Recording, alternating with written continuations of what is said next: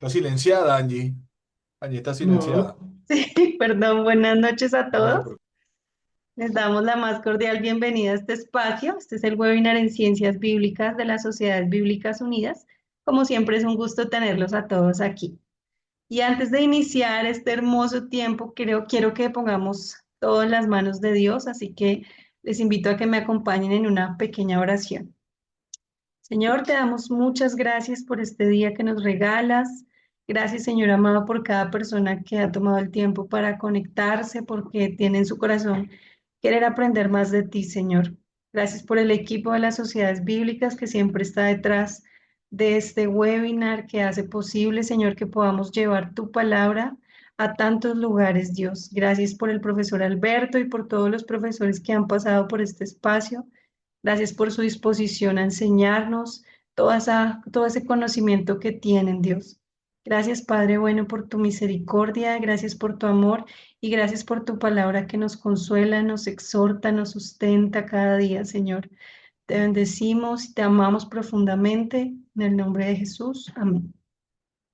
Bueno, hoy vamos a estar tratando un tema muy especial, muy interesante, que se llama Apocalipsis, pero vamos a tener un enfoque en la manifestación de Jesucristo. Entonces, prepárense para una enseñanza muy profunda con nuestro profesor Alberto Sánchez, que ya lo conocemos, que ya nos ha acompañado en otras ocasiones y que también es docente de nuestro campus bíblico.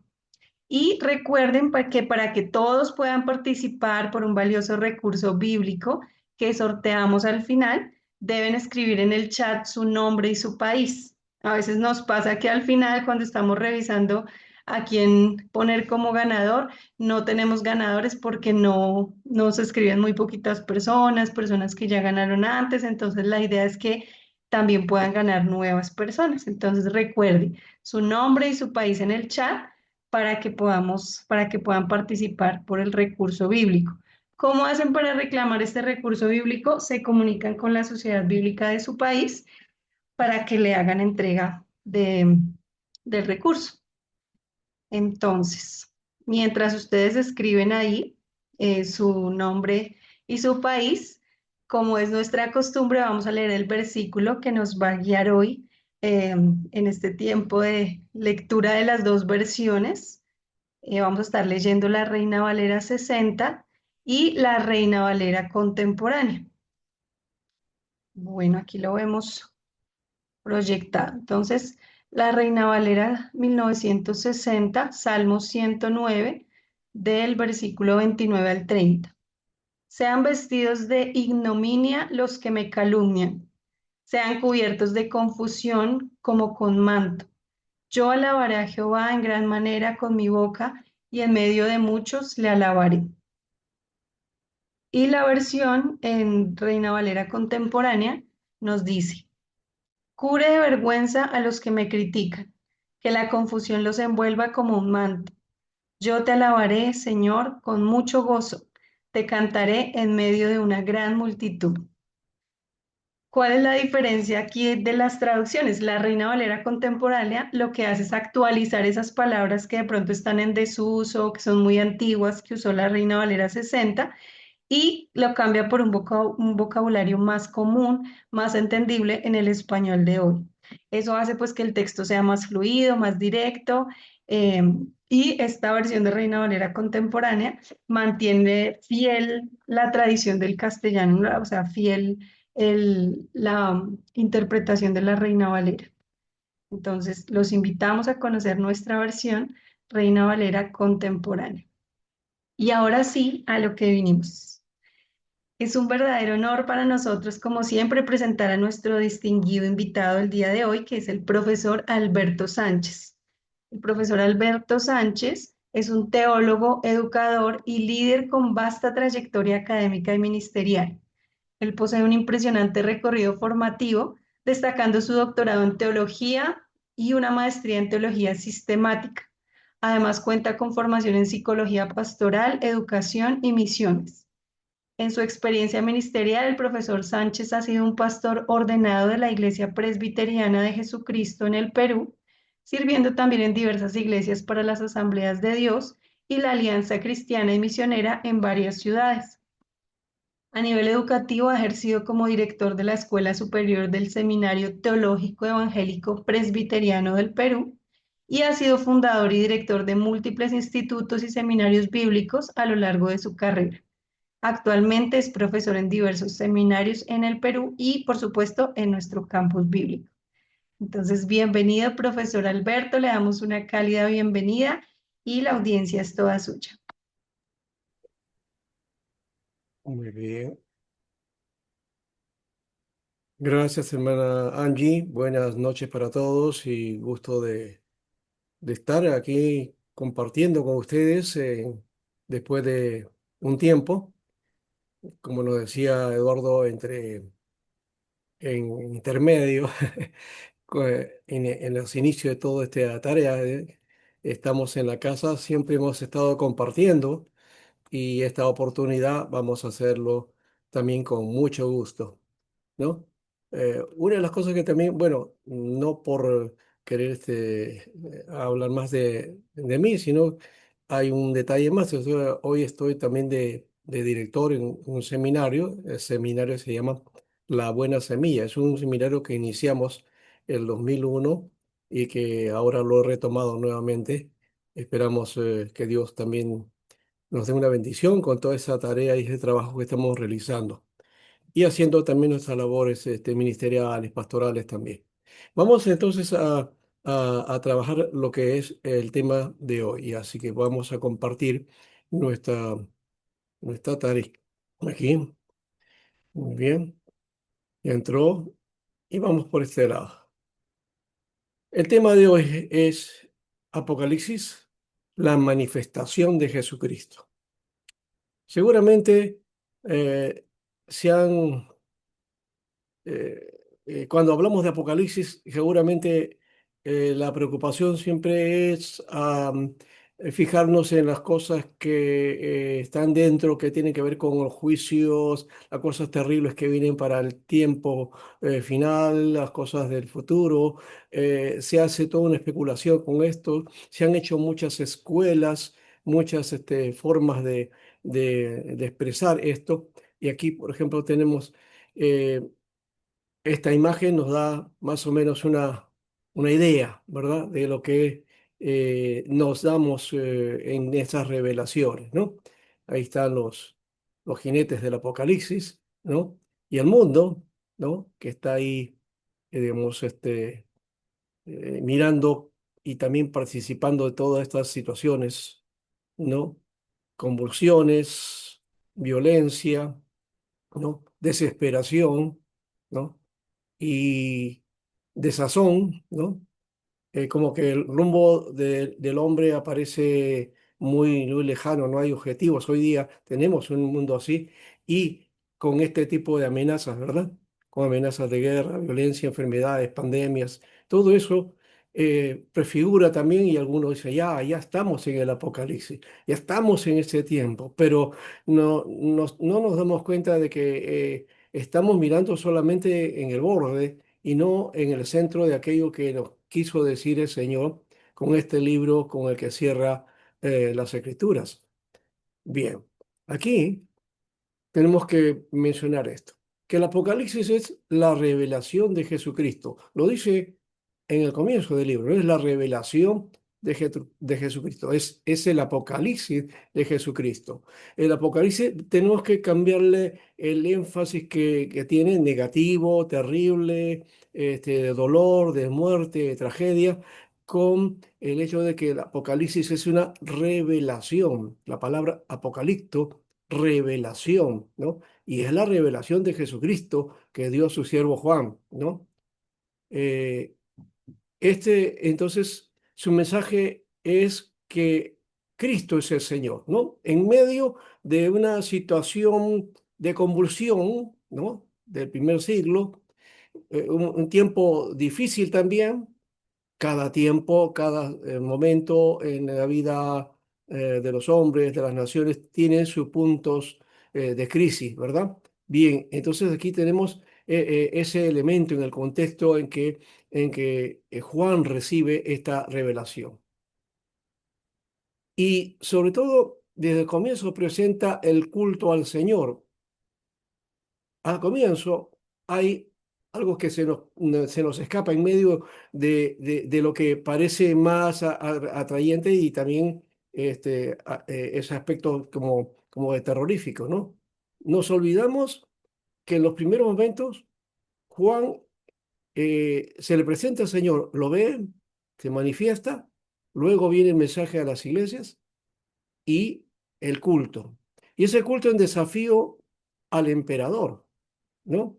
¿Por qué? Porque en el contexto de ese tiempo había la obligación de todos los habitantes de Roma a adorar al emperador. Y cuando estamos hablando de Roma, no estamos hablando solamente de la ciudad, de todo el imperio, ¿no? Entonces, el imperio que abarcaba, pues, África, Asia Menor, Asia, Media Asia y Europa Oriental y Europa Occidental, todo eso, ¿no? Adorar al emperador. Y tenían que reconocerlo como señor, ¿no? Como el Quirios. Y por otro lado, también su endiosamiento, ¿no? Se hacía llamar Todopoderoso. Pero aquí se muestra que el verdadero Todopoderoso, el Pantocrator, ¿no? Es el Señor Jesucristo, ¿no? El Cristo, el Mesías. Bien, entonces Jesús es revelado en Patmos, Juan, ¿no? Recibe esa revelación. Creo que las gráficas que podemos tener aquí no son nada con respecto a lo que realmente Juan vio, ¿no? Esa visión que tuvo que lo dejó anonadado. Creo que han sido pocos los seres humanos que han podido ver esa gloria de Dios, ¿no? Isaías es uno, Ezequiel es el otro, ¿no? Y, y aquí Juan, ¿no? Que directamente el Señor Jesús se le está revelando, ¿no? Y da a conocer la esperanza en medio de una situación de violencia, ¿no? Ahora, Jesús es el personaje olvidado en las lecturas de Apocalipsis, pues, ¿no? Y se presta más atención a qué, al dragón que al cordero. Se habla más de la bestia y del falso profeta que el del rey de reyes y señor de señores. Y es más, he encontrado aquí en la serie de los títulos que aparecen en el Apocalipsis, el del Cordero, aparece citas, pero en casi todo, en todos los capítulos, ¿no? Hay una lectura, de acuerdo a Juan Están, una lectura bestiacéntrica del Apocalipsis, ¿no? Y una lectura bestiacéntrica del Apocalipsis no podrá edificar nuestra fe ni alimentar nuestra esperanza, como era el propósito de este libro para sus lectores. El libro nos da esperanza y da esperanza especialmente a qué? A la iglesia de Asia Menor, ¿no? Toda esa zona que estaba pasando por un momento de persecución, ¿no? Así que más que un libro del fin del mundo, es un libro sobre aquel que es el principio y el fin de todo. Y presenta una serie de retratos de Cristo. Miremos estos. El alfa y el omega, el principio y el fin, que enfatiza su eternidad, ¿no? Ahí están esos versículos de Apocalipsis, ¿no? Que nos muestran este aspecto. El otro título, el Pantocrator, ¿no? El Todopoderoso, ¿no? Que resalta su poder divino, ¿no? La divinidad. Aquello que el emperador se había robado porque se arrogaba que era divino, que venía de Dios, pues aquí en este caso se presenta también, y en la revelación presenta a Jesús con el que tiene y resalta ese poder divino. Entonces, Él es el amén del fiel y verdadero, ¿no? Del Apocalipsis 1:8.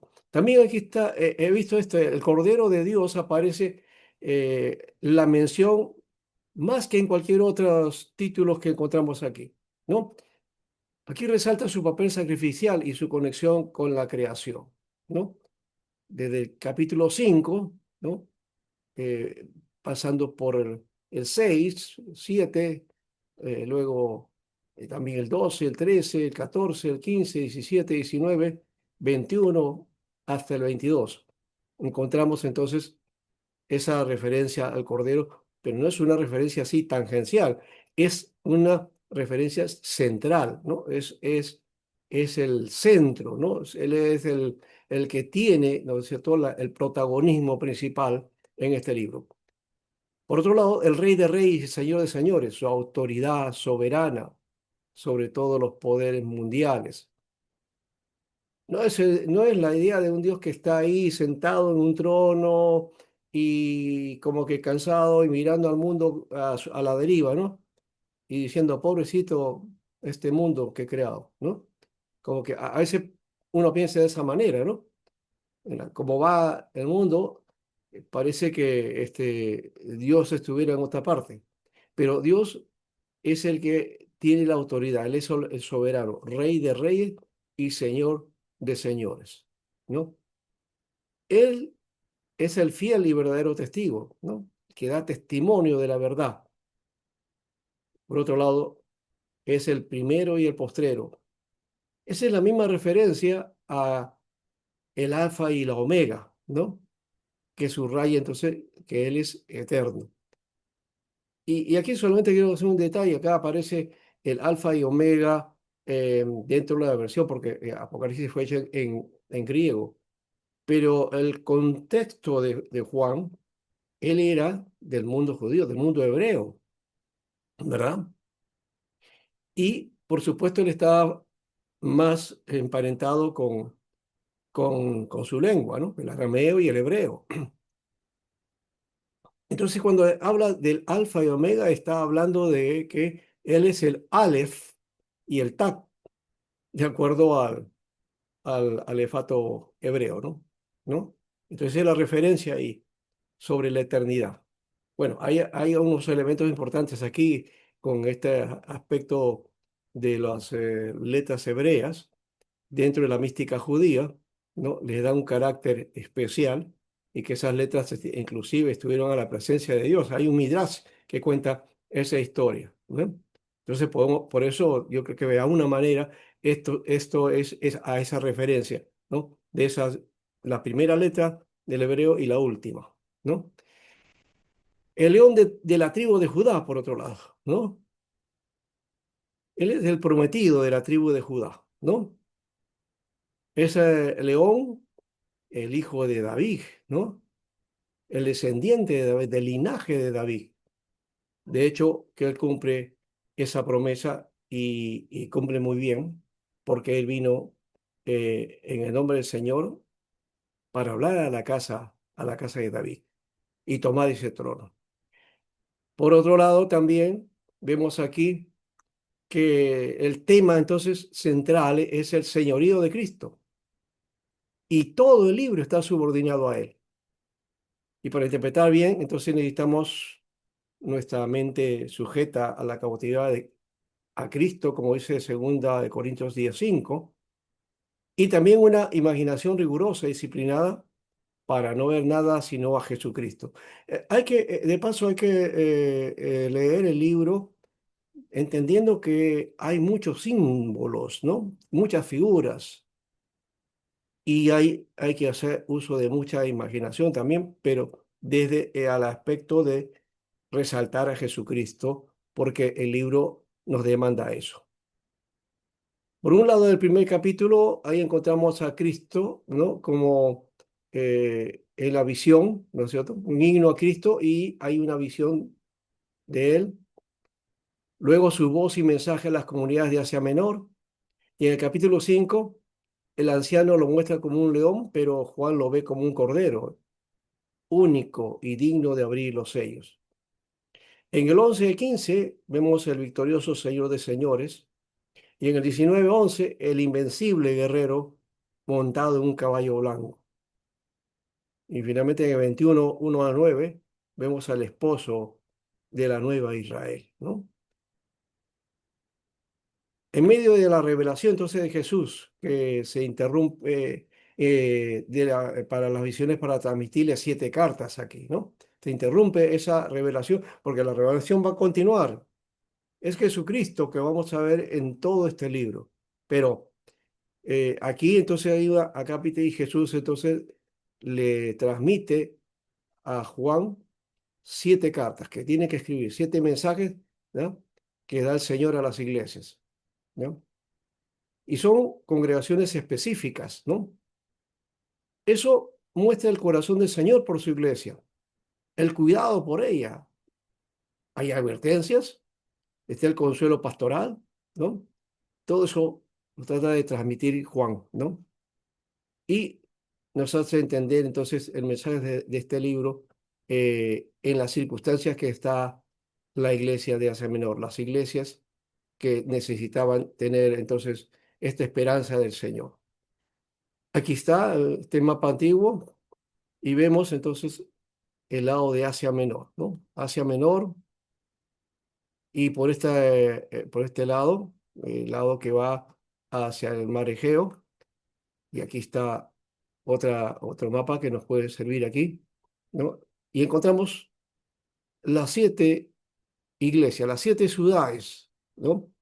Que el Apocalipsis está relatando y está enviando, ¿no? Estos mensajes a esta iglesia sufriente, a esta iglesia perseguida y a esta iglesia, y no es una persecución solamente religiosa, es una persecución porque política, ¿no? Política y religiosa y económica, ¿no?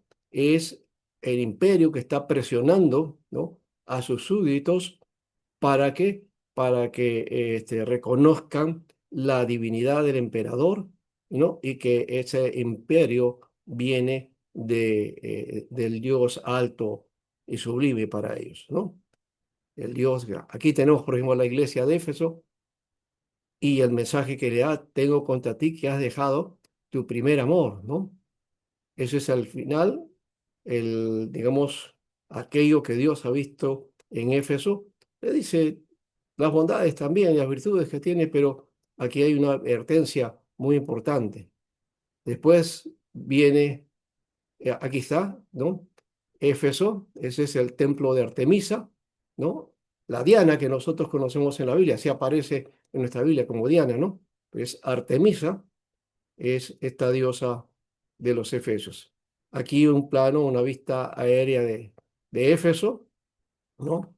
Con sus teatros ahí y sus ágoras y todo eso. Aquí tenemos una calle de Éfeso, ¿no? Por supuesto, este, esto ha sido elaborado, ¿no? Ya no está así. Así la encontramos hoy día, ¿no? Como resto arqueológico, ¿no? De la ciudad de Éfeso. Es la ciudad antigua, ¿no? Del primer siglo. Éfeso existe, pero está en otra, muy cercano a esto, ¿no? Esto que ha quedado ya como resto y se puede visitar, ¿no? Así que el que vaya a Asia Menor en un momento, ¿no? O a Turquía, ¿verdad? No se llama Asia Menor, Turquía. Ahí puede ir a mirar esto. Pero también está la iglesia de Esmirna, ¿no? Y le dice: yo conozco tu aflicción y tu pobreza, pero eres rica. Qué hermosa esa bendición. Esta es una iglesia a la cual el Señor concedió y no hay ninguna advertencia aquí, ¿no? Luego tenemos a la de Pérgamo, y dice: yo sé dónde habita, dónde está el trono de Satanás, ¿no? Y no figura aquí acerca de la oposición que tenía, ¿no? En esa época, ¿no? Y que llama entonces a eso el trono de Satanás. La iglesia de Tiatira, ¿no? Una iglesia que estaba contemporizando, dice: tú toleras a esa mujer Jezabel, que se dice ser profetisa, ¿no? El uso de las profecías así de una manera muy liviana o de repente aceptando, ¿no? Este tipo de cosas que no vienen ni provienen de la palabra de Dios, ¿no? Una cosa que ahí hay que pensar y analizar. Por otro lado, tenemos a la iglesia de Sardis, ¿ya? Y que se ufanaba de tener obras y que era muy activo en el Señor y que estaba comprometida, pero le dice: yo conozco tus obras y tienes nombre de que vives, ¿no? Pero estás muerta, le dice. Tremendo el mensaje, ¿no? Bueno, y así, y a la iglesia de Filadelfia, más bien hay ahí una aprobación, ¿no? Has cumplido mis mandamientos y has sido fiel. Qué bueno, ¿no? Qué buena esa iglesia que cumplió con los propósitos de Dios. Y luego la de la Odisea. Tú dices que eres rica, dice. si había abundado, tenía prosperidad, ¿no? Dice, pero, y no necesitas nada, ¿no? Y quizás está siempre pensando en eso, ¿no? En su prosperidad, en su bendición y en tener más posiblemente, ¿no? Pero no necesita nada, dice, pero dice que ella pues no era ciega, era pobre, ¿no es cierto? Estaba en miseria, ¿no? Espiritualmente hablando. Bueno, aquí no nos va a alcanzar para esto, solamente es una referencia, ¿no? De los datos ahí, las cartas, ¿no? Hacia dónde son el remitente, Cristo, que es el que escribe, y los juicios que hay para estas iglesias, la conversión o la advertencia, ¿no? De que tienen que arrepentirse. Hay aquí como 4 iglesias a las que dice arrepiéntete, ¿no? Y, por otro lado, el tener el oído aguzado, ¿no? ¿No? Ese aspecto que le llamamos nosotros también aquí, eh, la forma de entender cuándo se está moviendo Dios, ¿no es cierto? El discernimiento, ¿no? Y por otro lado, las promesas, ¿no? No deja el Señor a su iglesia, porque hay promesas, porque su iglesia es aquella iglesia por la cual él ha dado su vida, ¿no? Y aquí está el centro de lo que estábamos viendo, la visión del culto en el cielo, ¿no? En capítulo 4 entonces encontramos, aquí se describe en la visión un trono establecido en el cielo, que es el culto de adoración ahí, ¿no? Y que muestra la liturgia del poder de Dios, ¿no? Esta visión nos hace recordar otra también, ¿no? La de Isaías, ¿no? ¿No? Una visión clave en la vida de Isaías, ¿no? Ahí esta manifestación de Dios cambió toda la visión y la misión de Isaías. Bien. La visión del trono de Dios entonces, que contempla Juan está en contraste del trono de Domiciano. Y aquí Eduardo Ares habla en su libro acerca de esto, ¿no? De cómo el imperio de ese tiempo, ¿no? Las situaciones que se vivían ahí, ¿ya? Y lo pone en ese contexto de Domiciano. Otros lo pone dentro de la época de Nerón, ¿no? Pero encajan en ambas. Yo creo que en el propósito están ahí, son 2 momentos, pero es el mismo espíritu, el mismo carácter que el imperio expresaba en su dominio, en su deseo de poder, ¿no? Entonces, Domiciano, él quería tener carácter divino, ¿no? ¿Ya? Y el lugar donde estaba entonces en Roma, a eso se le conocía como el sillón de los dioses, en el lugar donde estaba él, ¿no? En el trono. Ahora, cuando Juan ve entonces el trono de Dios, desplaza ese trono terrenal de Roma, ¿no? Al cual tenían que rendir culto, al cual tenían que arrodillarse, ¿no? Y adorar. Aquí el trono de Dios es superior, ¿no? Es un trono mayor. Y el que está sentado en él está por encima de todo, ¿verdad? Encontramos en este capítulo acá la ubicación, entonces, es una sección de la sección es el inicio de la sección visionaria del Apocalipsis, ¿no? Las visiones, ¿ya? Y el centro de esta visión es el trono de Dios. Y hay varios protagonistas, ¿no? Es Dios, los 24 ancianos, los 4 seres vivientes, ¿ya? Y una acción continua, ¿no? La adoración, la adoración. Esto, el profesor Stan siempre mencionaba que el relato de Apocalipsis nos permite inclusive dramatizarlo, ¿no? Teatralizarlo, o sea, tratar de ver los personajes aquí para entender todo lo que está ocurriendo, ¿no? Especialmente esto del capítulo 4, ¿ya?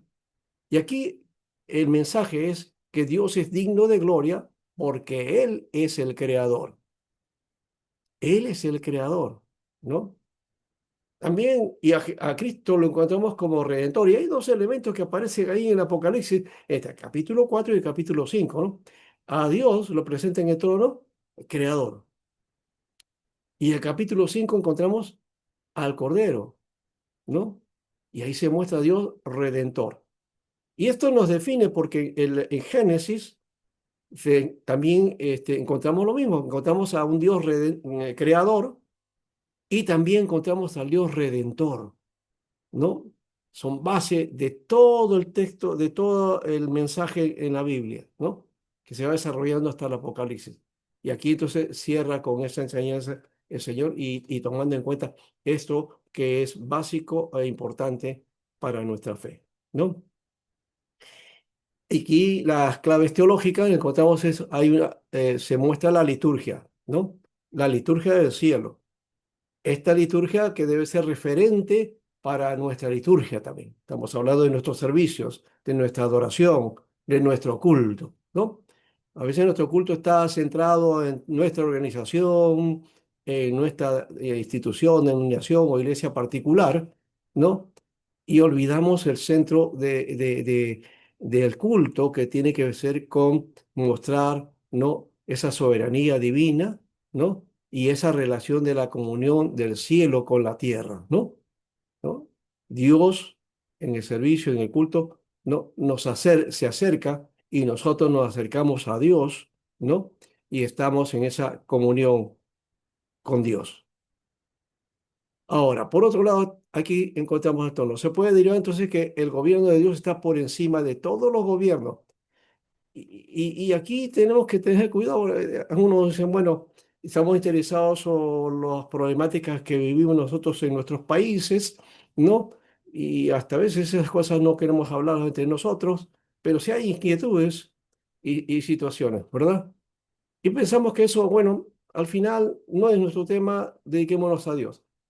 Pero sí sí, quizás no es nuestro tema, pero sí es el tema de Dios, porque Él es el que gobierna y Él está preocupado también y de hecho que es por eso que muestra esta revelación, ¿no?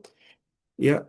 Así que eminentemente el reino de Dios es un gobierno político, no político en el sentido que vemos lo político nosotros los seres humanos, ¿no?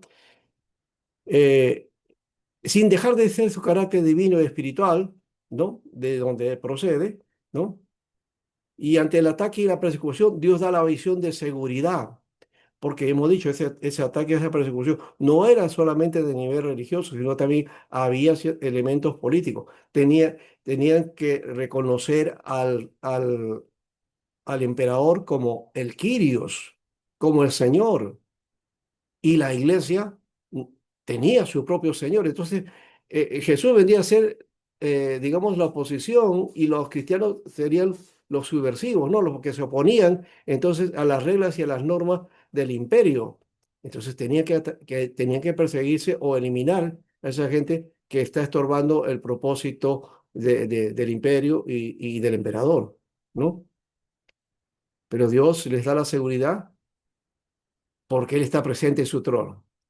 Y Él está más allá de las circunstancias difíciles y al final nos da la seguridad de un triunfo, ¿no? El triunfo. Todo el Apocalipsis nos habla de este conflicto de poder, de autoridad, y que está enmarcado en lo cotidiano, ¿no? El poder cósmico y el poder cotidiano en medio de ese mundo. Su literatura, entonces, que nos da a conocer los sucesos donde extraemos también la esperanza para recobrar las fuerzas y la lucha diaria, ¿no? Todo está concadenado en una manera, o sea, no es una cosa que aislada, porque Dios tiene todos los hilos de la historia. Entonces, aquí, para ver esto, Juan pues fue llevado al cielo y esa visión muestra la adoración a Dios, adoración que no es solo revelación de lo que sucede, es un culto donde Juan participa de ese servicio. Y Juan está como, digamos ahí, como el representante de la iglesia, ¿no? Su presencia, ¿no? Habla también de todos los seres humanos, en todo caso, que estamos presentes ahí en este servicio, ¿no? Y esto es eterno, traspasa las revelaciones y los juicios y todo eso. Llega hasta el capítulo 22, recuerden. Juan nos muestra no solo el cielo y la adoración que se hace, sino nos da a conocer el principio de la acción de adoración, ¿no? La liturgia grande en toda su dimensión y los propósitos que marcan esta adoración, reconociendo todo el obrar de Dios hacia nosotros. Entonces, la revelación propiamente dicha del mundo celestial y del plan divino sobre la historia se muestra a partir de este capítulo, ¿no? Esta visión introduce la dimensión litúrgica teocéntrica, Jesús en el centro, Dios en el centro, de toda la segunda, y que toda la segunda parte del capítulo 4 hasta el 22, o sea, la segunda parte del libro, perdón, ¿no? Entonces van a venir juicios, trompetas, copas, victoria final y todo eso, que es la parte que más nos interesa y a la cual siempre vamos, ¿no?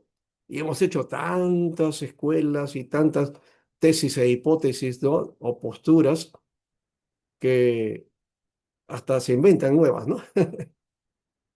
Pero el Apocalipsis, creo que con estos primeros capítulos, los 5 primeros capítulos, creo que podíamos cerrarlo y encontrar que ahí está todo el centro y el meollo del libro, ¿no? Y esa esperanza que nos da.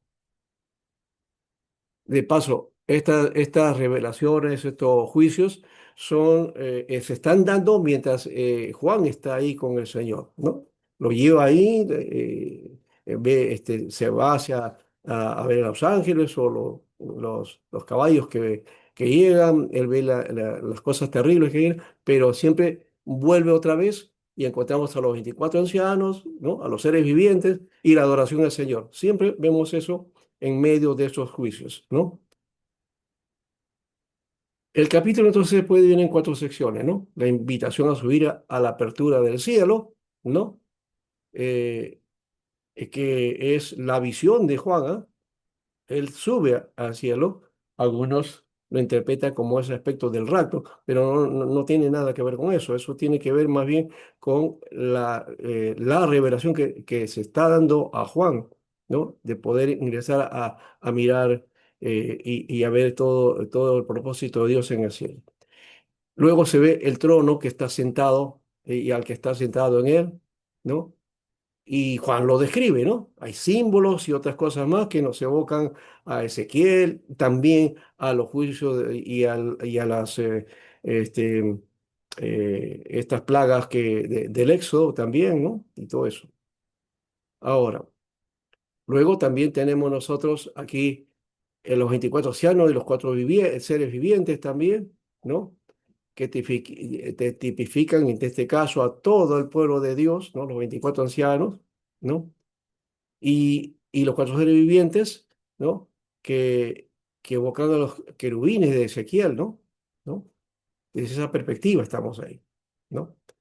Y están en un cántico, hay un cántico en el cielo donde se repite, Santo, Santo, Santo, Santo es el Señor Todopoderoso, ¿no? Bien. Entonces encontramos la adoración ahora del Creador, ¿no? Los seres vivientes que glorifican al Señor y los ancianos que se postran y depositan sus coronas ante el trono de Dios, ¿no? Presenta entonces el modelo de toda una liturgia cristiana, ¿no? Antes de las visiones de juicio, ¿no? Que vienen a partir del capítulo 6.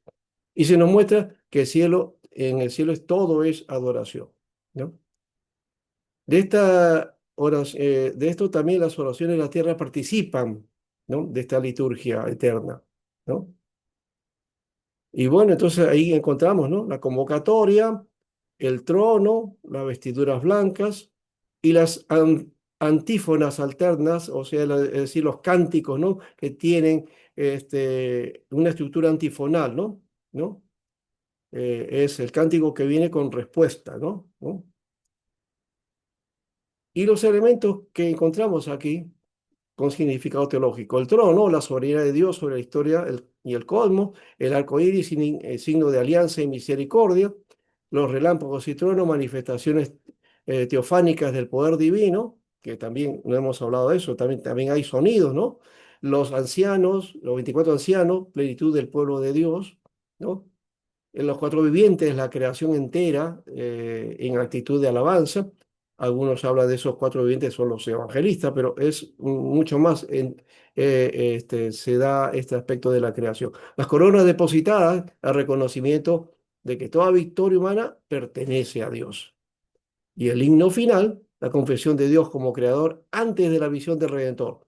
El capítulo 5 es entonces el inicio de esto.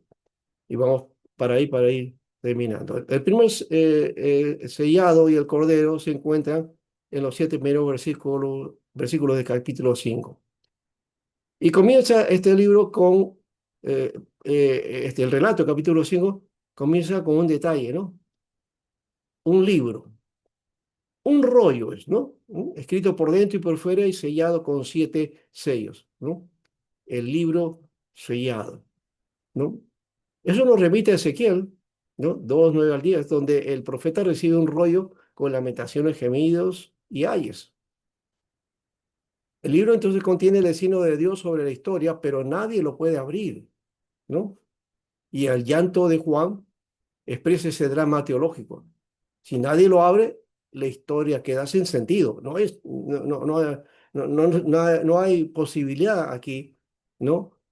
Y esa ausencia también en la historia del hecho salvífico o redentor. Entonces, aquí encontramos que sí, se va a encontrar al que es y el que tiene la autoridad para eso. Juan llorando, entonces el anciano le dice, no llores más, mira, ha triunfado el león de la tribu de Judá, el del linaje de David o el retoño de David, él puede abrir el libro y sus 7 sellos, ¿no? Entonces, aquí encontramos ese título que aparece en Génesis 49, 9 al 10, ¿no? ¿No? Del linaje de David, el vástago. Sin embargo, cuando Juan mira, no ve el león de Judá, dice, ¿no? Eso es lo que aparece ahí en Génesis. Sin embargo, cuando Juan mira, no ve un león, sino un cordero de pie, como degollado. Ese es un elemento curioso, ¿no? Es el león que es presentado, pero aparece un cordero.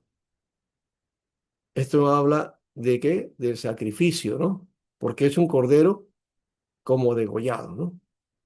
La paradoja entonces aquí es que el poder del león se manifiesta en la debilidad del cordero, figura del Cristo crucificado y resucitado.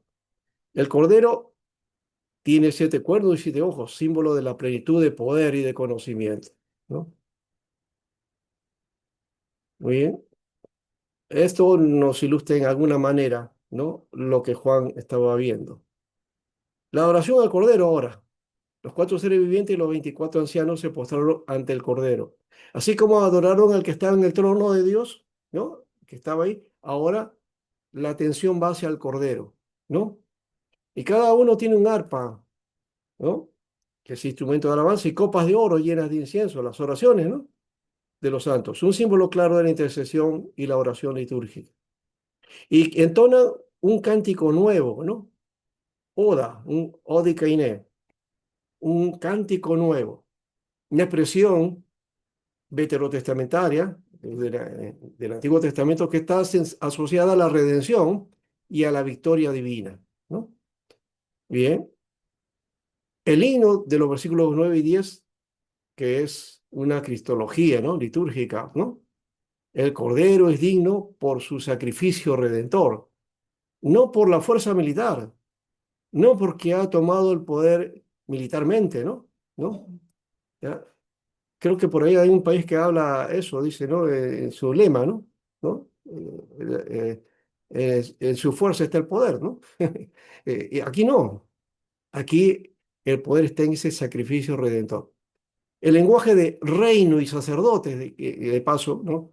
Que aparece en Éxodo 19:6 y primera de Pedro 2:9, también aparece aquí en Apocalipsis, ¿no? Revelando la dimensión sacerdotal del pueblo redimido, ¿no?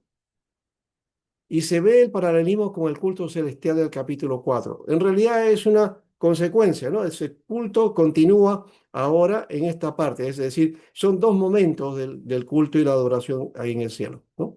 Ese culto a Dios y luego ahora al Cordero, ¿no? A aquel que hizo la redención para nosotros, no solamente para nosotros los seres humanos, sino para toda la creación, ¿no? Porque toda la creación ha sido afectada, dice, por el pecado, así dice Pablo. ¿Ven? Entonces, ahora entonces se centra no solo en el creador, ¿no? Sino en el redentor. Y ahí está la temática que les mencioné, ¿no? ¿No? Creador, la adoración a él, y ahora al redentor. Aquí está, entonces puede él abrir los rollos, ¿no? O los sellos de los rollos, de los siete sellos.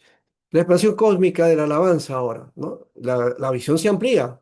Ya no solamente son los redimidos, sino también es una alabanza cósmica, ¿no? ¿No? Y oí la voz de muchos ángeles, su número era miríadas de miríadas.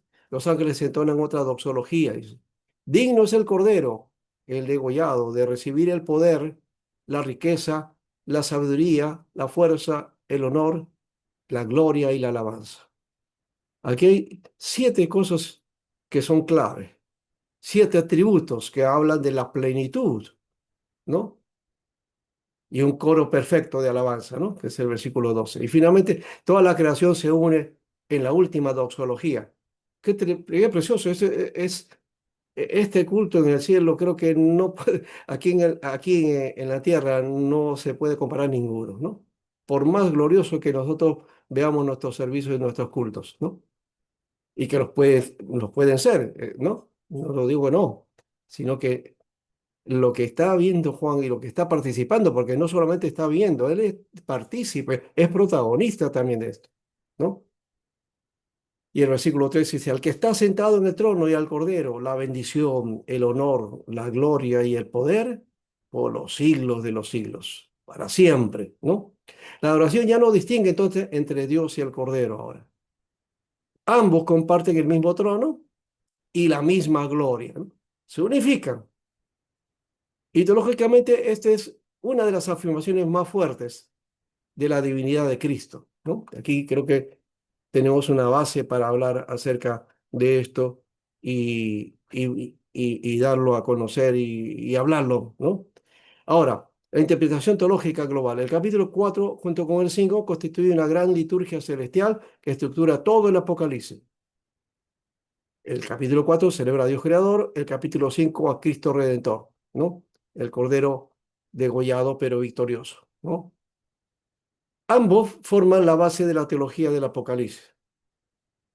Así que luego toda historia humana con sus juicios, guerras y salvaciones se comprenden desde la adoración del Creador y del Redentor, ¿no? ¿Esto qué quiere decir? Que la liturgia, la adoración celestial interpreta la historia. Está ligada a la historia, o sea, no es ajena.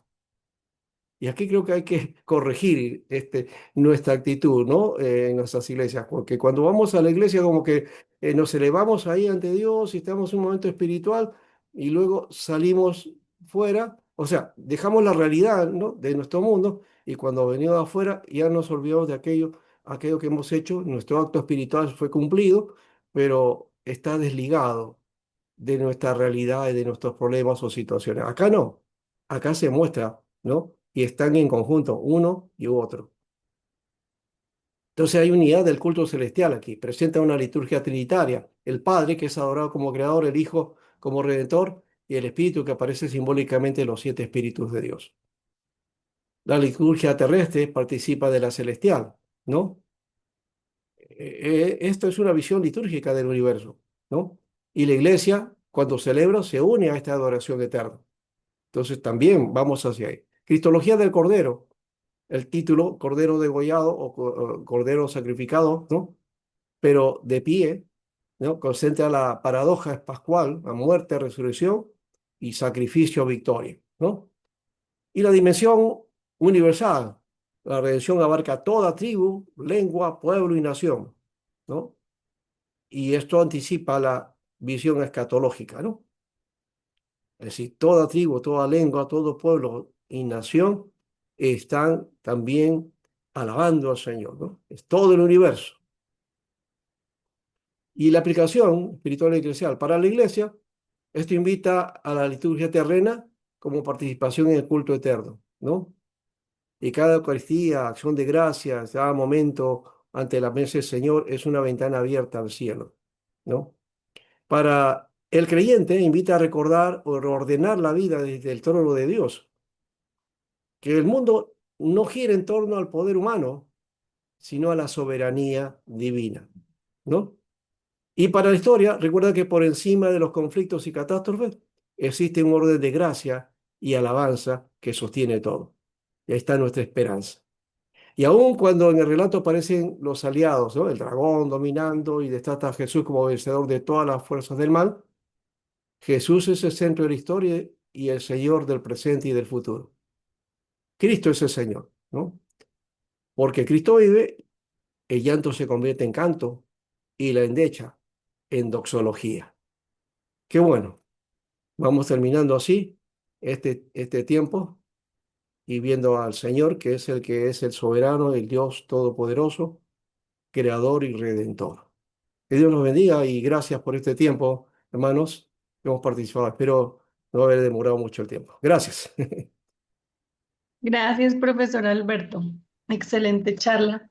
Una forma diferente de acercarnos al apocalipsis, porque usualmente uno dice apocalipsis y la gente piensa en el fin del mundo y en la bestia y en mil cosas, pero el apocalipsis tiene muchísimas formas en las que podemos aprender y acercarnos a él. Muchísimas gracias. Y antes de las preguntas, bueno, si alguien falta por poner preguntas, por favor, al chat que está renombrado como preguntas, pueden escribir sus preguntas relacionadas con el tema. Y mientras tanto, quiero contarles que estamos ya abriendo la oferta académica del año 2026. Vamos a iniciar, como siempre, con nuestros cursos gratuitos, los cursos introductorios a nuestros diplomados. Entonces, tenemos dos diplomados ahorita que vamos a ofertar en enero.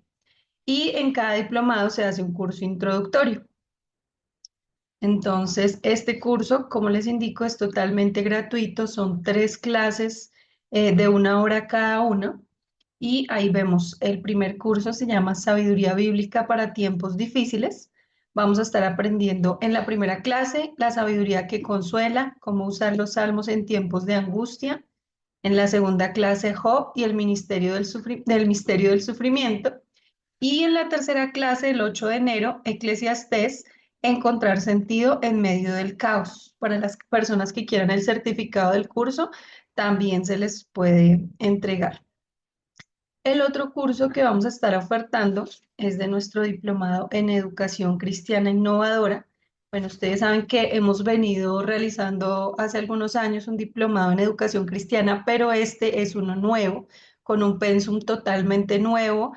Así que si usted ya hizo el diplomado en Educación Cristiana, se puede inscribir a este, va a aprender cosas nuevas, diferentes.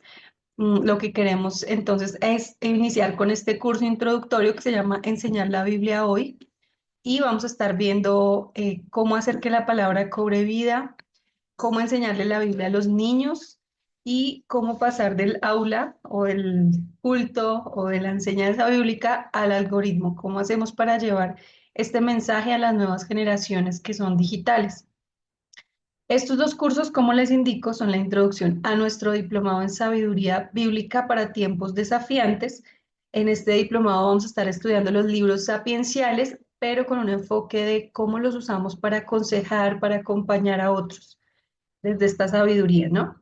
Y el otro diplomado que vamos a estar manejando, como ya les conté, es el diplomado en educación cristiana innovadora. Este diplomado pues tiene un énfasis en cómo podemos usar una pedagogía para las nuevas generaciones, porque está cambiando muy rápidamente la forma de vida y la forma en que enseñan y aprenden las personas. Entonces también es un nuevo diplomado, los dos son diplomados totalmente nuevos, muy invitados, les vamos a estar compartiendo en el chat los números a los que se pueden comunicar para averiguar sobre los cursos y la landing donde van a encontrar toda la información del diplomado, el plan de estudios, fechas, toda la información está allí, ya se las vamos a compartir al chat.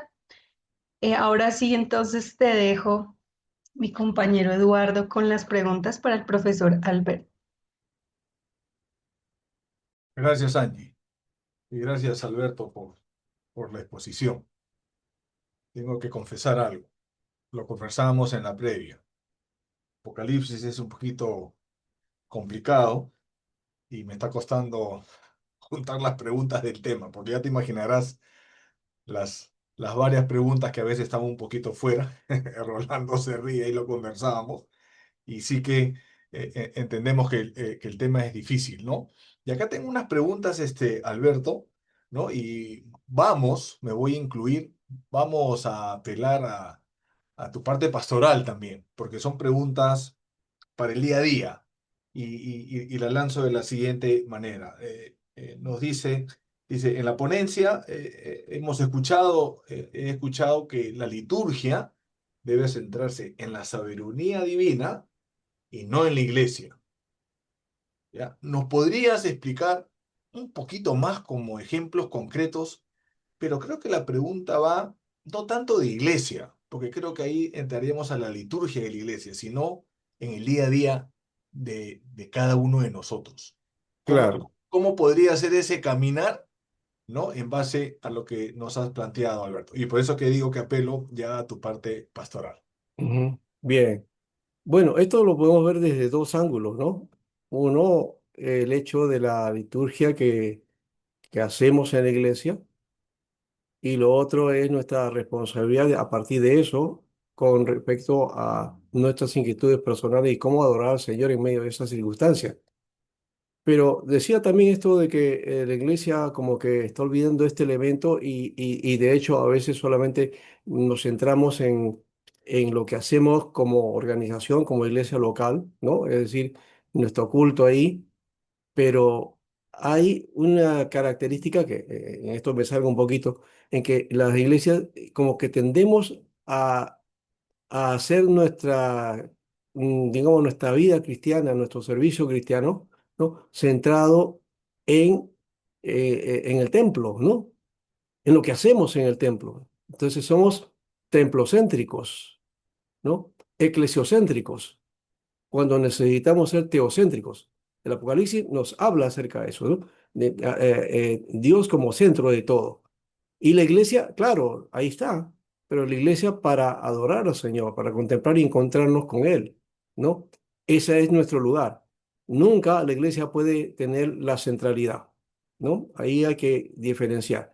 Y así entonces, teniendo esa centralidad en Dios, Dios que tiene la preocupación por el mundo, también nos va a instruir a nosotros para tener esa sensibilidad hacia las necesidades y las situaciones que vivimos en el día a día, ¿no? En los conflictos que tenemos, en poder ayudar a nuestra propia comunidad de fe, pero también a esa comunidad no está lejana de la comunidad grande. Necesitamos también ahí empapar del Evangelio, ¿no? No solamente llevando, haciendo, digamos, un contacto, dándole el mensaje de palabra o haciendo aire libre, sino de una manera mucho más, más vívida, ¿no? Más concreta, ¿no? Haciendo que el mensaje llegue a todos y pueda ser también un mensaje de transformación a nuestra comunidad, ¿no? Y para adorar al Señor finalmente, ¿no? Ok, ok, Alberto, ahí un poquito aterrizando el tema. Acá viene una pregunta y me voy a incluir ahí porque también quiero atenderte a la respuesta. Nos has explicado el tema de lo que es liturgia, ¿no? Y el tema de cánticos, ¿no? El tema de Ujú. himnos. Entonces, la pregunta va por acá, ¿no? A veces cuando decimos liturgia, asociamos rápidamente la iglesia local y cuando hablamos de himnos y de cánticos es lo que también hago en mi iglesia local, vamos a llamarlo. Pero la pregunta es, ¿cómo estos himnos, cómo estos cánticos, cómo estas expresiones que hemos visto en estos dos capítulos del Apocalipsis puede ayudarme a construir esta identidad del Cordero? Y reafirmo la pregunta de la siguiente manera. ¿Es solamente cantar? ¿Es solamente ir a la liturgia? ¿O hay otras expresiones en las cuales yo pueda hacer una construcción del día a día de esta identidad del Cordero degollado de pie, como ahí lo mencionaste en uno de los versículos? Bien, creo que en la iglesia sí es llamada a reconocer y adorar al Señor en aquello que Él ha hecho por nosotros. Y también en su naturaleza, de hecho, como Él se revela. Y por eso cantamos, ¿no? El canto no es solamente, digamos, el elemento que nos puede llevar un poco a la reflexión, como a veces pensamos. Yo recuerdo que así se practicaba en alguna iglesia y decía, bien hermano, vamos a cantar al Señor para que nos prepare para el tiempo del mensaje. Y aquí no vemos eso, es al revés, estamos viendo el mensaje ahí mismo, mirando todo aquello que está ocurriendo y comienzan a prorrumpir en cantos y alabanzas y en himnos para Dios, ¿no? Entonces, el estar con el Señor produce esto, ¿no? Y por otro lado, o sea, ya hablando acerca de lo que hacemos nosotros, ¿no? Cantando y alabando, Lutero decía que una manera, y Calvino también, una manera de introducirnos a conocer al Señor es también cantar a Dios, cantarle, porque en ello está la enseñanza también. El canto nos enseña, nos instruye. Y acá estos cantos están instruyendo, están reconociendo, ¿no? El valor del obrar de Dios y de su Cordero. Y eso implica que también así debería ser nuestro cántico, pero también estos debe operar esa alabanza a Dios también, esa actitud, ese espíritu. No debemos dejarlo solamente en el culto de la iglesia, ¿no? No, tenemos que volver a nuestra vida cotidiana, pero también ahí está el tiempo también para alabar a Dios. Porque el Apocalipsis nos muestra eso. En medio de la alabanza aparecen las visiones y también los juicios. No se termina el culto, no termina el servicio, no termina en el capítulo 5, ¿eh? En la revelación aparentemente parece que termina ahí, no, pero uno va a darse cuenta que vienen los juicios y, y aparecen de nuevo los 24 ancianos, los seres vivientes y todos los que estaban ahí en culto. O sea, sigue y siguen alabando al Señor y siguen adorando al Señor y siguen cantando al Señor. Hasta el final se muestra eso. Entonces, esa constante de la realidad, de estar adorando al Señor, pero mirando también la situación y cómo vivimos nuestra situación y las crisis. En medio de eso, también está el hecho de reconocer y vivir, ¿no? Entendiendo que Él es el que tiene la victoria en medio de todas las situaciones y vicisitudes que tenemos, ¿no? ¿Ya? A ver, Alberto, tomo la última palabra porque la pregunta que viene va por ahí, ¿no? El tema de la victoria. Y acá nos hacen una pregunta bien terrena, ¿ya?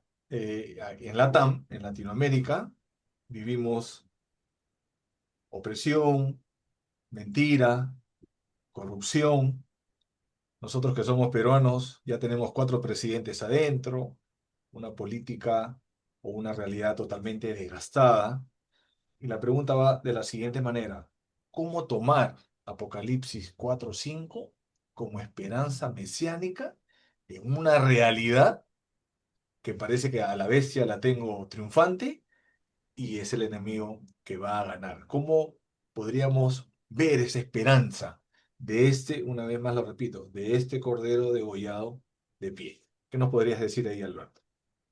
Bien, es que la visión que muestra el Señor a Juan es reconocer que el Cordero está presente. No es entonces una actitud solamente de estar en un culto y pasar un culto en un determinado momento dentro de la iglesia, sino que el culto de Dios es permanente, ¿no?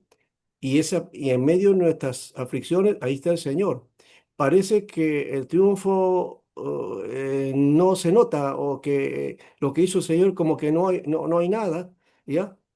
Pero Él es el que finalmente va a dar la solución al final, ¿no? Va a terminar con todos estos conflictos que el mundo vive y se va a revelar el Señor. En el Apocalipsis se muestra eso al final, se muestra al Señor todo victorioso, ¿no? Y entonces viene por los suyos, por su pueblo, y para todos aquellos que han reconocido, ¿no? Al Dios creador y al Dios redentor, ¿no? Entonces creo que esa es la base de este elemento. Quiero robarte un poquito esto, Eduardo, Pero, porque aquí alguien mencionó algo y hizo una pregunta que me interesó, ¿no?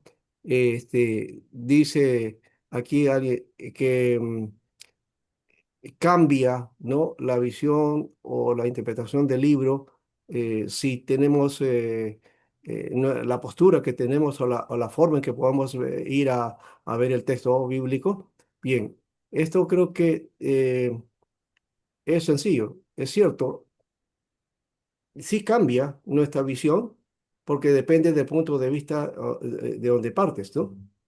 Y a veces hay una visión espiritualista o también depende de la escuela o la postura teológica que cada uno tiene. Aquí he tratado de mostrar no a a una posición, digamos, a una posición doctrinal, sino he tratado de meterme dentro del texto, dentro de lo que el texto me revela, de lo que está ahí en el texto. Eso creo que es el elemento que debemos tomar para luego entonces ir y aplicarlo a nuestra realidad, ¿no? No al revés, ¿no? Vamos con todos nuestros presupuestos, vamos al texto del Apocalipsis y entonces le hacemos leer al Apocalipsis lo que nosotros creemos, ¿no? Y ahí cometemos un gran error, ¿no? Hay que Claro. evitar eso. Sí, creo que tú nos dices no acercarse al texto con los prejuicios que tenemos acá, ¿verdad? Que a Sí. veces esos temas denominacionales, doctrinales, a veces nos impiden poder ver lo que tú nos has presentado el día de hoy, ¿no? Ver a este Cordero de Dios de pie y degollado. Con esto termino, Alberto, y a ver, te queremos robar una pregunta ya de profesor, ¿no? Porque entendiendo que Apocalipsis es un poquito, a veces, difícil de entender, porque creo que tú lo acabas de decir, nos acercamos de una manera muy denominacional, vamos a llamarlo así. Y la pregunta que nos hacen, y con esta termino, ¿no? Nos han mostrado algunas figuras, sellos, y ha citado a Isaías, a Ezequiel. La pregunta es, ¿necesito seguro estudiar un poquito esas figuras que están en Daniel, Isaías, Ezequiel, y a veces en los Salmos, para poder entender un poquito más Apocalipsis y especialmente 4 y 5?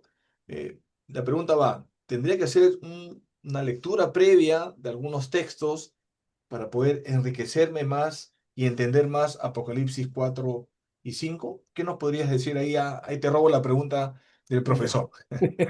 Ya, bueno, ocurre que en los seminarios también cuando se estudia Apocalipsis, se estudia Daniel o se estudia Ezequiel, ¿no es cierto? Todos estos libros que en alguna manera están relacionados, ¿no? Aparentemente, o los relacionamos, pero aquí viene el porqué de esa relación, que no siempre se dice o no o de repente no lo sabemos, pero lo alineamos sin querer queriendo, o para afirmar algunas posturas nuestras, ¿no? Ese es el problema. Más bien, el Apocalipsis corresponde a una forma de literatura que se desarrolló en la historia de Israel, del pueblo hebreo, ¿no? En la época del Segundo Templo, lo que se conoce el judaísmo del Segundo Templo, ¿no? En la época que nosotros llamamos de Testamento. intertestamentaria y mal llamada época de silencio, ¿no? Que no hay silencio ahí. Ya, entonces, aquí encontramos ese elemento, ¿no? De la literatura apocalíptica, que es muy abundante en el mundo judío, ¿no? Daniel pertenece a ese tipo de literatura, Ezequiel también, ¿no es cierto? Y los textos que hemos mencionado también, otros autores del Antiguo Testamento. Y hay ciertos elementos apocalípticos en varios libros, en los Evangelios, por ejemplo, hay ciertas secciones donde se encuentran también mensajes de literatura apocalíptica, ¿no? Que tienen las características ya, del Apocalipsis, pero que viene una cosa, la apocalíptica judía ¿ya? Que es de reivindicación y básicamente también tiene que ver con políticos y hacer, buscar la liberación, ¿no es cierto? ¿Ya? Y es, es de corte pesimista, ¿no? En cambio, el carácter que muestra aquí esta literatura, la característica apocalíptica del Apocalipsis, nos da aquí más bien una actitud positiva, ¿no? Y una actitud de esperanza. Ay, sí, todo puede estar nublado, puede estar en tiniebla, pero ahí viene la luz. La luz se va a hacer nuevamente. Creo que con esto encuentro. ¿Te acuerdas que en Génesis no dice sí? Dijo Dios sea la luz y fue la luz. Bueno, en medio de esas tinieblas en que aparece el mundo, pues la luz comienza a iluminar.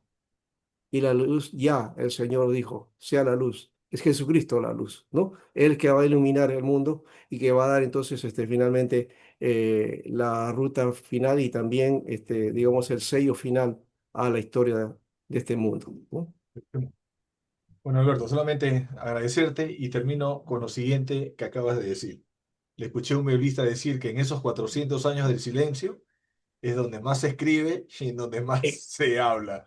Exacto, exacto, Y ¿no? creo que habrá Eh, un momento para, para exacto. dialogar de Y, eso y y ahí entender. creo que está, sí, yo tengo otro tema ahí de repente lo podemos compartir. Sí, sí, sí, ¿Ya? tomamos nota. Ya, este hecho, y yo le enseño mucho acerca de esto, es, se dice que hay época de silencio porque ya no más escritura y porque ya el Espíritu Santo no está operando.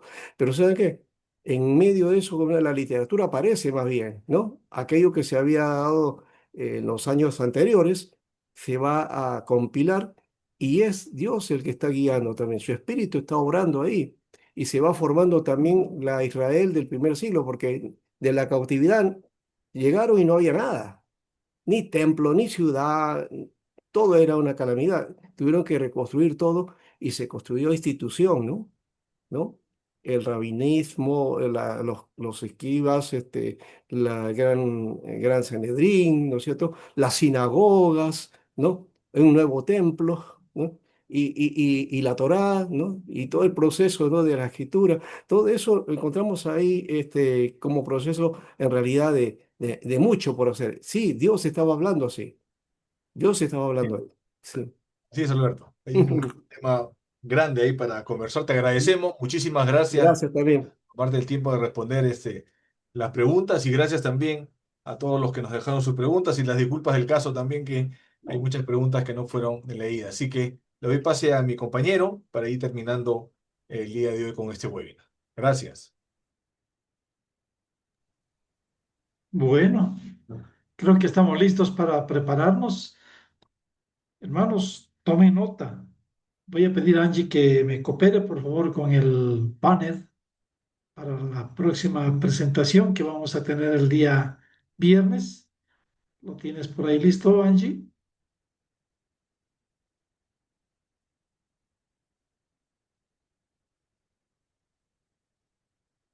Este, bueno, vamos a aprovechar esta promoción. Qué interesante, gracias.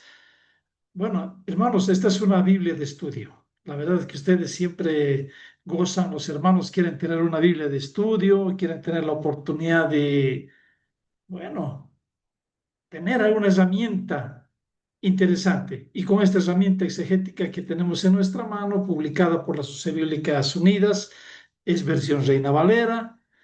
Hermanos, vamos a encontrar algo muy interesante. Y esta es la característica de esta Biblia. Más de 20.000 notas de estudio explicativas. Otro de los detalles que ayuda a un estudioso de la Biblia son las tablas intercaladas, hermanos. Y bueno, la guía sinóptica de los evangelios y que nos van a permitir, hermanos, trabajar. Y los esquemas con información de los dos Nuevos Testamentos. Entonces, hermano, quiero animarle a que te acerques a la casa de la Biblia y digas, hemos visto una Biblia de estudio, versión Reina Valera 60, por favor, enséñanos un poquito. Estos recursos de investigación histórica, literal y social que tiene esta Biblia va a cooperar mucho en nuestro trabajo como pastores, como siervos y como proponerla a las escrituras. Entonces les invito a conocerla, a meditarla y a aplicar lo que tiene este texto en nuestras vidas. Bueno, gracias Angie por este texto. Permítanme invitarlos y prepararlos, hermanos, a cada uno de ustedes para el tema que tenemos el día 5 de diciembre, un tema muy interesante. Vamos a trabajar, vamos a hablar de Biblia, palabra y acción, pero desde el punto de vista de la comunidad juanina. Va a estar con nosotros el profesor Abraham Márquez desde México, quien nos va a estar compartiendo este gran desafío de Biblia, palabra y acción en la comunidad juanina. Entonces, les animo a que ustedes vayan preparando su tiempito, sus planes y, bueno, estar listos el día viernes para poder continuar con el tema que tenemos preparado para este viernes. Permítanme compartir también, hermanos, con ustedes los nombres de los bendecidos, vamos a decir así, los bendecidos para ganar el recurso bíblico y que deben ir ustedes a su país, a la sociedad bíblica, a reclamar. Escuche bien, por ahí su nombre va a ser cantado en este momento. Ecuador, Eugenia Cisneros. Bolivia, Juan G. Sosa Delgado. México, Araceli Mata. Guatemala, José Jiménez. Colombia, Ibama Calderón. República Dominicana, Maritza Vicioso. Entonces, son los nombres de las personas que han sido elegidas para tener este recurso bíblico en esta webinar, hermanos. Queremos agradecerles por su bendición, la oportunidad que nos permiten de bendecirlos y bendecirnos juntos con cada una de las actividades que tenemos. Quiero invitarlos a que terminemos con una palabra de oración y que sea el mismo Señor quien nos fortalezca y nos ayude en cada una de las cosas que vamos a realizar este fin de semana y lo que va a venir. Les invito a que oremos porque si, a ver, vamos a ver si estaría abierto mi micrófono. Voy a invitarlo a Eduardo Espada Salazar. No sé si puedes ayudarme, Angie, a habilitar el micrófono de hermano Eduardo, o usted puede abrir, por favor, Eduardo, y acabe con una palabra de oración. Adelante, Eduardo, está libre. Agradezcale a Dios. ¿Me escuchan, verdad? Hola. Hola. Perfecto, Eduardo, te escuchamos. Por favor, agradezca con una palabra de oración. Muchísimas gracias por todo, por este tiempo, y vamos a darle gracias al Señor. Gracias a ustedes, queridos hermanos que se encuentran en todas partes del mundo, Sudamérica. Doy gracias al Señor. Padre amado, Padre santo, Dios eterno, Dios de la gloria. Queremos darte gracias, Señor, por este tiempo, Señor, que tú nos brindas para conocer más de tu palabra, Señor, para poder, Señor, poner en práctica lo que estamos aprendiendo, Padre. Tú tienes cosas guardadas para cada uno de nosotros, Señor. Bendice, Padre amado, a cada uno, al expositor, Señor, a todos aquellos que han preparado este webinar, Señor. Te agradezco, Señor. Agradecidos, Señor, están tus hijos, Padre amado, porque cada día sabemos más de ti, Señor, de las cosas que tú tienes guardado para nosotros, Padre. Ahora, Señor, danos un descanso oportuno, Señor, en esta noche, para poder meditar lo que hemos aprendido. Gracias, papito amado, en el nombre de Jesús. Amén, amén y amén. Que Dios los bendiga.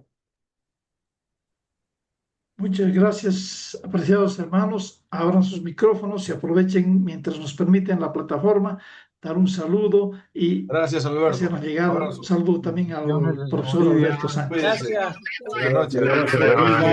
Día. Dios les bendiga a todos. Dios los bendiga a todos. Dios les bendiga a todos. Bendiciones.